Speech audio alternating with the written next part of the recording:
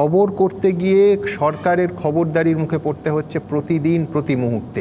কখনো সন্ময় বন্দ্যোপাধ্যায়কে পরের পর নোটিশ পাঠানো হচ্ছে, কখনো শফিকুল ইসলামের ব্যাংক অ্যাকাউন্ট ফ্রিজ করা হচ্ছে, কখনো শুদ্ধশীল ঘোষের বাড়িতে রেড করে গোটা পরিবারের এমনকি তার স্ত্রী পুত্রের সমস্ত ফোন আর ল্যাপটপ বাজেয়াপ্ত করে নেওয়া হচ্ছে। এমনকি অগ্রজ সাংবাদিক সুমন চট্টোপাধ্যায়কে কোতোয়ালি থানা থেকে সমন পাঠানো হচ্ছে। ভাবুন, মানব গুহ, রোজিনা রহমান, পৌলমী নাগ, শিবম দাস, গত কয়েক বছর ধরে কে নেই এই সমনের তালিকায়? অনেকের নাম হয়তো বাদ চলে গেল। দেখুন, এই প্রত্যেকটা মামলার খুঁটিনাটি আমার জানা নেই। ইউটিউবরা যে আইনের ঊর্ধ্বে ইউটিউবাররা, এমনটাও নয়। কিন্তু যদি একই সময়ে এতজন ইউটিউবারকে মামলা, নোটিশ, তলব বা রেডের মুখে পড়তে হয়, এ রাজ্যে সংবাদ মাধ্যমের স্বাধীনতা নিয়ে সন্দেহ হয় বই কি।